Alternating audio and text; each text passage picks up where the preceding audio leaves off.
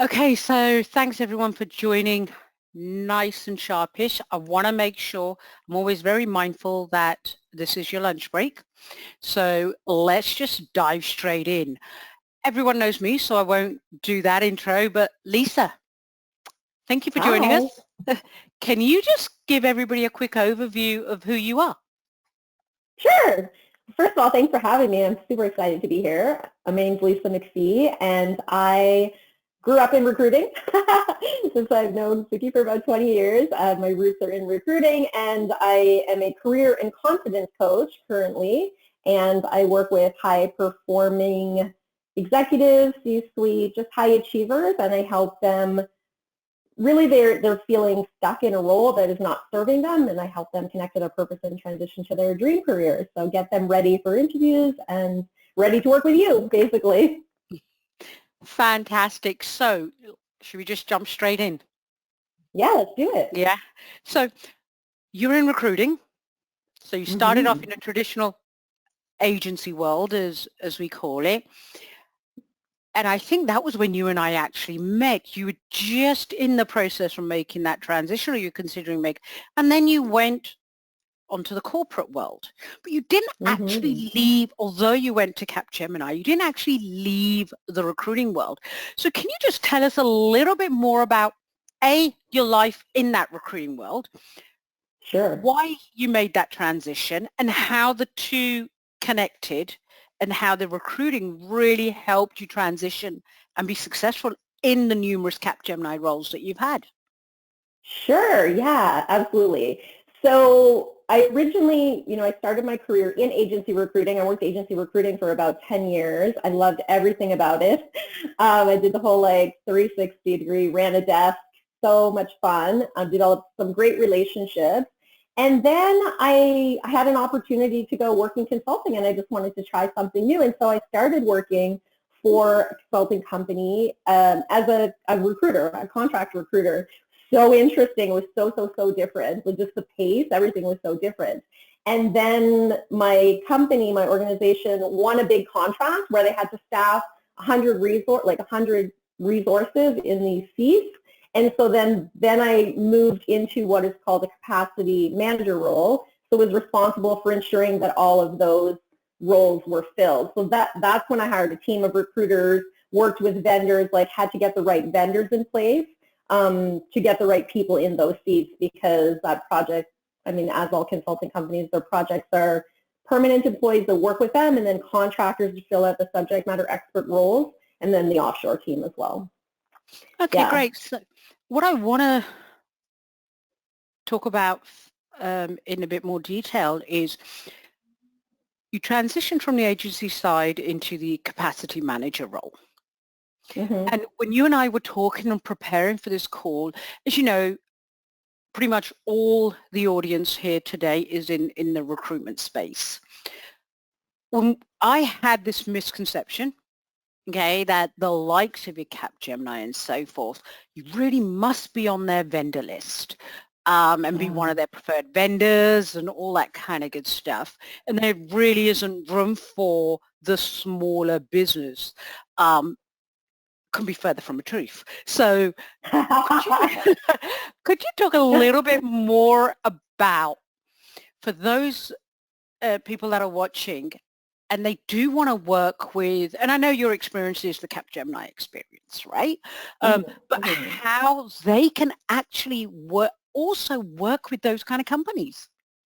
Yeah, absolutely, absolutely. I will say, Suki, it was actually my if anybody from Capgemini on the procurement side is watching this, they're going to not like it.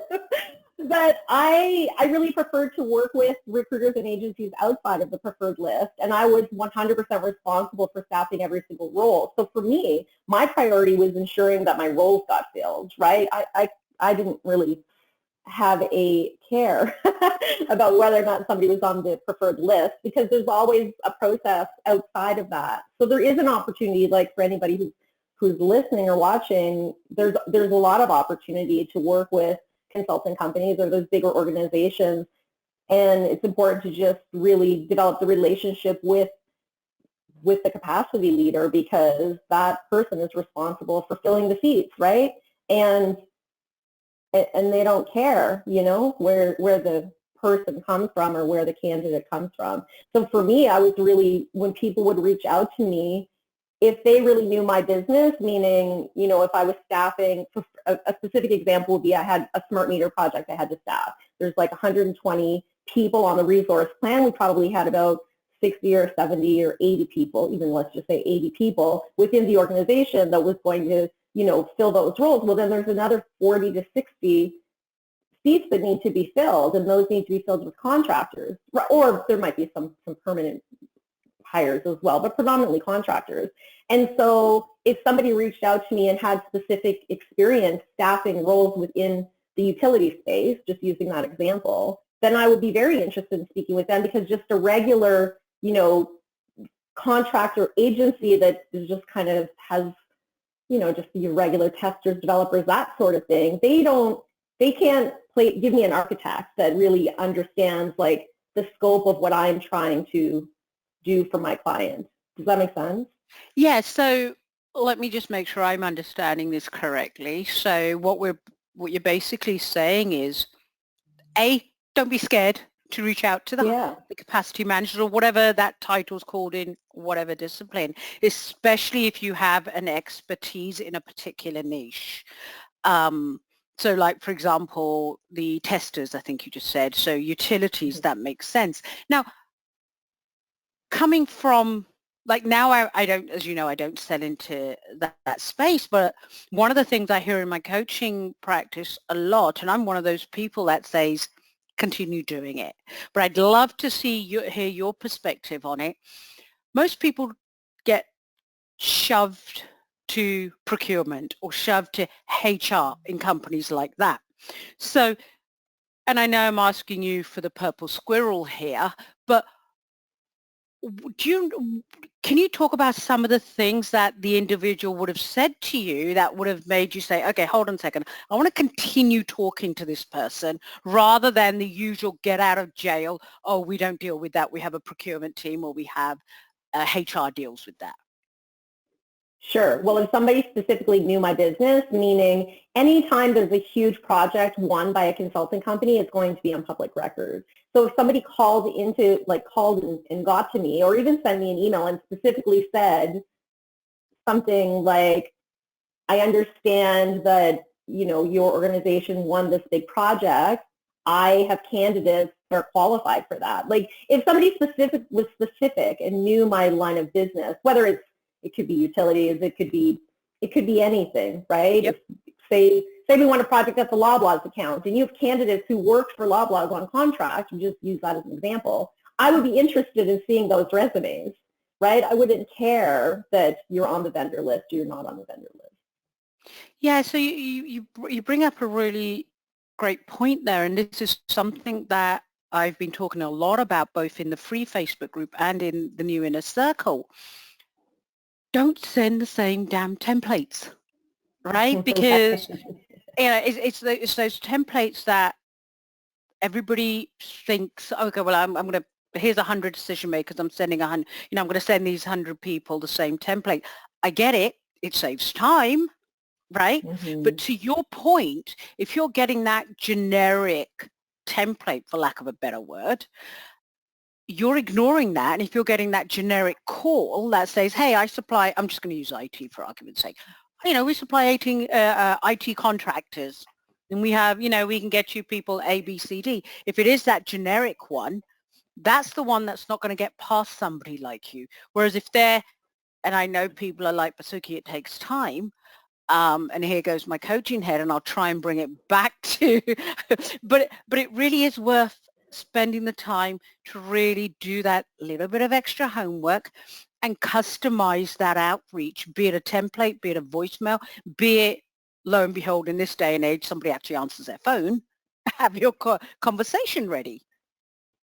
No, absolutely. And I think, like, to your point, even even if you leave a voicemail or send a voice note over LinkedIn, voice notes are a good one too, because then you can hear the person and communication styles, which is important. But I don't want to just see another tester resume, right? Like I want to see the resume of an architect. And when I'm looking for a candidate and somebody sends me a candidate that is qualified, I'm so excited about that, because most people are just sending, even the people on the vendor list, right? They're sending me candidates that are a dime a dozen, right? And I'm, to your point, I'm looking for the purple squirrel. So send me the purple squirrel, or at least a white one, you know?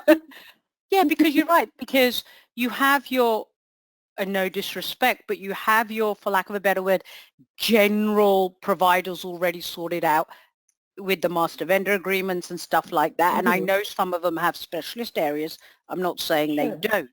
But what if I wanted to become one of the preferred suppliers? So you and I have just talked about, for lack of a better word, backdoor, right? Yeah, yeah. What if I am a smaller business and I am an expert in one particular area, okay? Correct me if I'm wrong, but that's something organizations such as Capgemini, and again, replace that with whatever word company you want to replace it with, they're also looking for those people as well. Oh, have we lost you?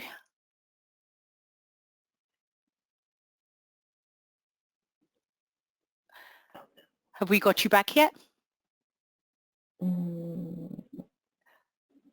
Sorry, guys. Yes, I can hear you now. I'm so sorry. That's hey, this day and age, it happens, right? Okay. I'm so sorry. Okay, I missed your question, but I think you were asking, how do you get on the vendor list, or how do you have an opportunity to work with the company? Was that your question? Precisely. So if I'm working in a specialist area, so area of expertise is one particular skill set, and I'm a smaller business, obviously, how would I go about getting onto that preferred vendor list for that area of expertise?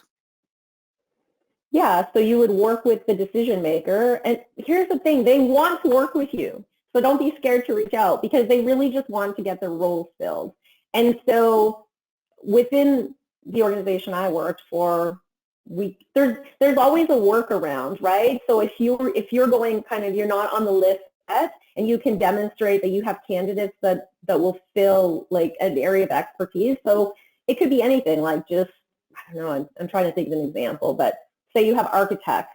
I always use tech examples because that's kind of my world. But say you have architects that have worked on large infrastructure projects, and you're an infrastructure organization, then you would probably have to place maybe 3 candidates in roles, and then the person who's responsible for adding vendors would have a business case to add to add you as a vendor, as a niche vendor. So there's like tier 1 vendors, tier 2, and then there's niche vendors. And I have quite a few niche vendors that I help get on the list.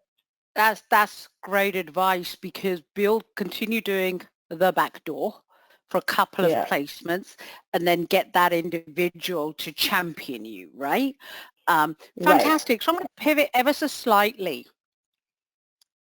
International Work Council, because that was also part of your role. And I just think, given the, the day and age we live in, and everything that's going on, especially the last 3 years, however long this crazy pandemic has been now, you don't work with as part of your role, you were on the International Work Council. Tell us a little bit more about what that was and the objective. Sure. So my company was headquartered in Paris, right? So it was not a North American organization, although we had a big North American presence, so that's where I was physically located.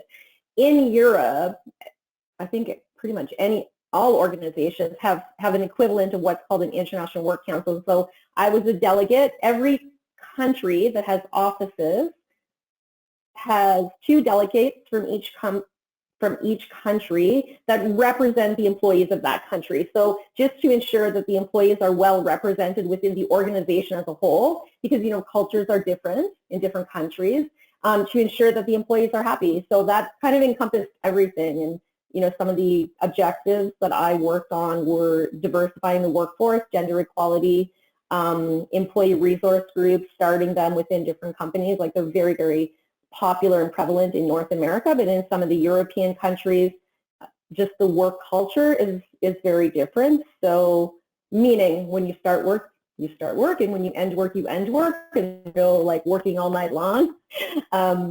So it was really fun and really interesting, and I had an opportunity to kind of speak on those stages about things like gender equality, things like how to really promote yourself within the organization, because cultures are so different.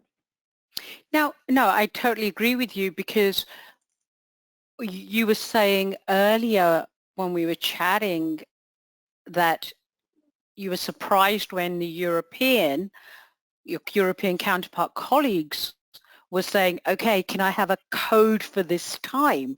So explain that, because I'm definitely not explaining it the way you explained it to me, because I found that really fascinating, because it is something we just simply don't do here. Yeah, so thanks for asking that question. So it was so shocking to me as well, because in North America, everybody just kind of works, right? You work and you work and you work, and you get, we wear busyness like a badge of honor. But within the consulting world, it's kind of like being a doctor or a lawyer. For every hour you're working, you're billing. And if you're not billing, you're not making money, right? So in Europe, for every hour you are working, we call it a charge code. So for every hour you're working, you have a charge code. And even if you're not billing the client, you still have a charge code. So basically, you are allocating your time somewhere. So every hour that you work is allocated to something. And in North America, what we would do is allocate our time normally, to charge codes so that we can bill the client. And then when we're not really billing a client, but we're still working, or we're doing volunteer work, is what we would call it, for working, dedicating time to employee resource groups. In Europe, because say your work day is 8 hours, 9 hours, 10 hours, you would charge a charge code. But for anything that's volunteer, you would also have a charge code for your volunteer work. So your volunteer work is kind of not really volunteer. So here in North America, we volunteer hours all the time, and we don't look to allocate that time anywhere. It's almost like we forget that is our time and we're giving it away. And in Europe, the culture was very much, I'm happy to give my time away, but it still has to be charged to a charge code. Yeah, because here, and I'm certainly not saying it's the right way, what ends up happening is we do our day job, right? And then we give up 2-3 hours on the weekend, evenings, consistently working on company activity, albeit stuff that we're volunteering to do, and and we don't even think about it, and that kind of just gets lost. There's no way of actually recording, both for you as an individual, to see how much extra you're working. All you know is you're working 70 hours a week, 60 hours a week, 55, whatever that number is. And the company doesn't see it, because they're just like, well, they're volunteering to do it and they're happy to do it. And after a while, that's where that rub comes. So I really like the idea of having that code, because it allows me as an employee to say, okay, well, actually, you know what? I actually only worked 45 hours. The other 10 hours I worked, that was stuff I volunteered to do. That was stuff that I really wanted to do. Same from the employer's perspective, right? Because if somebody is now working 50, 60 hours consistently doing their day job, theoretically, that's a sign to the employer to say, maybe this person's workload's out of whack, and it's happening on a consistent basis. So let's do something about this so we don't lose this individual. Yeah. And also it's good for promotion cases if you're building a promotion case, right? Because you actually have your charge codes as documentation of what you contributed to something, whether it was for a client or for, a company initiative. Yeah, I wonder if that would work in the recruitment industry. That'd be a really interesting one. It just so Mm. happens this morning on LinkedIn, and I wish I'd taken a screenshot, an employer here in North America had put up that he'd video cameras around his office. Now, I'm pretty sure it wasn't Big Brother spying video cameras. It was more so security and things like that. But he'd done an exercise to see how productive his people were. And I think at the end of it, he said, one particular person cost him $10,000 that month because they spent 2 hours on Facebook, 3 hours doing non-work stuff, right? And they posted it, and he posted it on LinkedIn. So I remember listening to you and I talking this morning, hearing that versus reading how this particular company has interpreted it. And it's just worlds apart. It's Yeah, literally, yeah. yeah, yeah. That is so interesting. Yeah, and it was crazy because my first thought was, well, what about all the extra time Yeah. your teams are putting in over the weekend? But I want to bring it back to today, to your International Work Council days. One of the areas you were particularly interested in, it's actually led your journey to today, right, Yeah. was the whole gender, the gender Mhm. diversity amongst other things. So talk us through some of the stuff that you've done there and how it's led through to where you are today. Sure. Yeah. So another role that I had when I worked for consulting company was I led the employee resource group for women within the organization. And one of our initiatives that was headquartered out of Paris was to bridge the gender gap. And so the company's goal was to have like 50% women and 50% men, which when you think of a tech organization that has a huge offshore presence, it's very like technology tends to be more male dominated. So this was a really very interesting initiative for me personally because what we really wanted to do was get like bridge that gender gap at every single level. So consultant, senior consultant manager, senior manager, and then the executive, and then even up into the C-suite, right? So if you're looking at a board of directors, for example, and you see the gender, disparity, you do get a good idea of what the company culture is going to look like. And so I had an opportunity to really work with these executives and C-suite at a very, very high level to help them build processes and make make the company more attractive for women specifically. And then also, because companies, I'm sure you probably even find some of your clients really want to diversify Mm-hmm.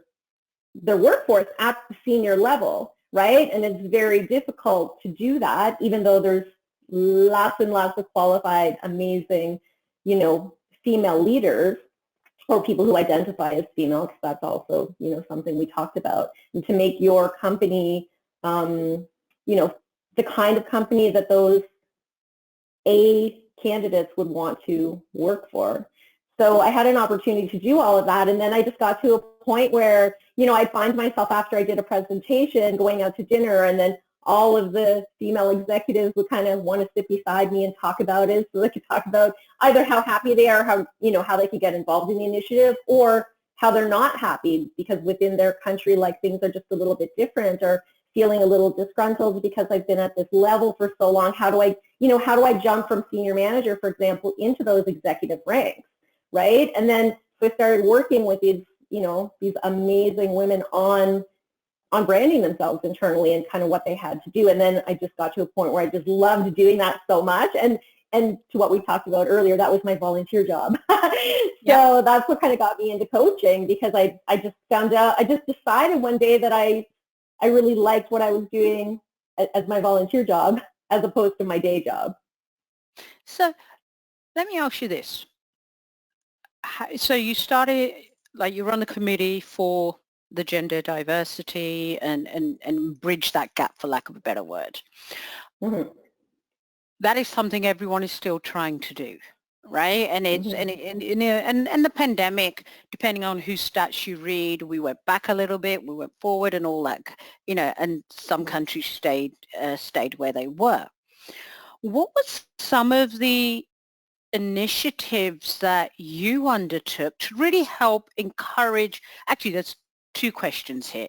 There's the one, helping women, encouraging women, and helping them present themselves in a different light, because we know as women tends to be, unless we tick every single box, we don't Mhm. even apply. We just say no, we Right. can't, right? So we kind of sit Yeah. over here, whereas men are like, okay, well, there's 10 things, there's, I can do 6 of these, I can do 5 of these, I'm going to apply.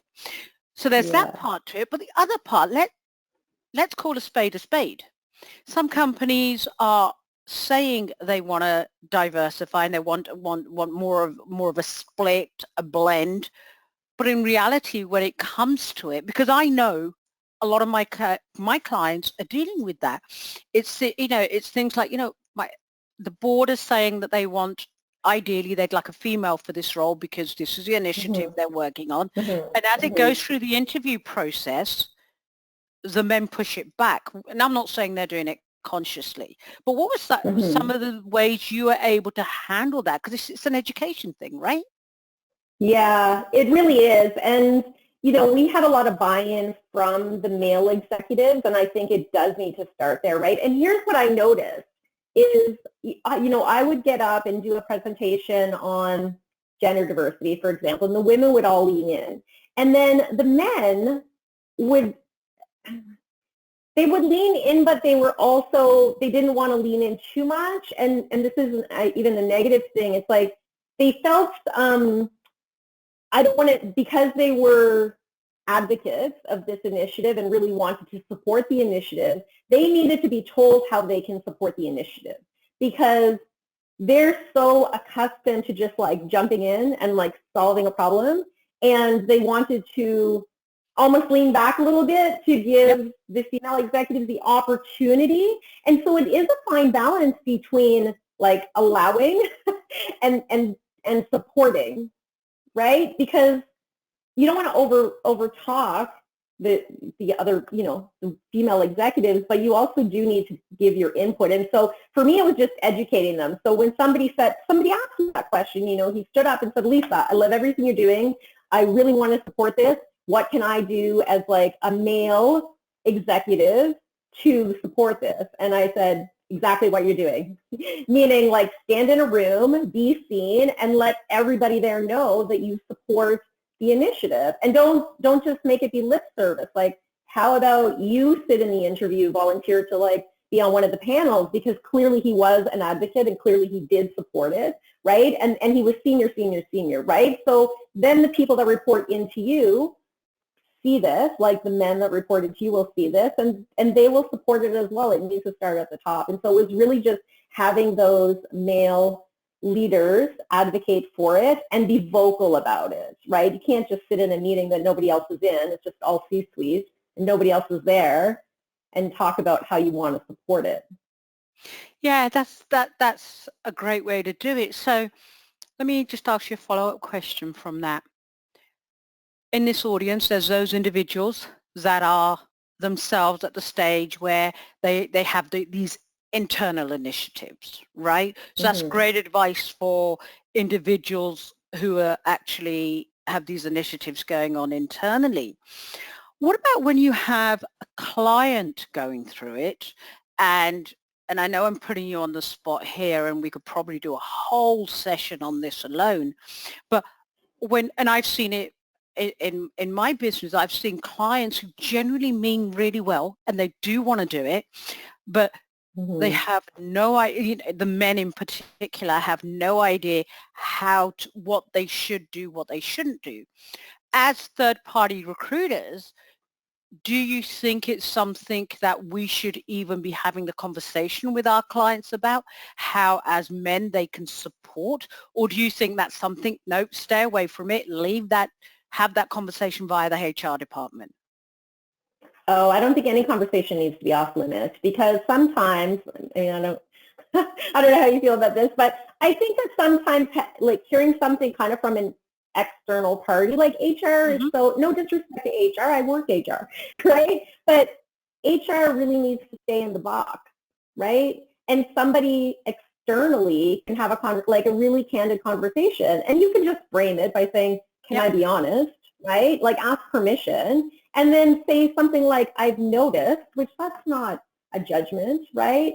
I've noticed in our conversations that there seems to be a little bit of a disconnect, and maybe you're aware of it and you're trying to address it, maybe you're not aware of it, which is why I'm bringing it up. And then you just kind of go through it, what you've noticed. I mean, that's what I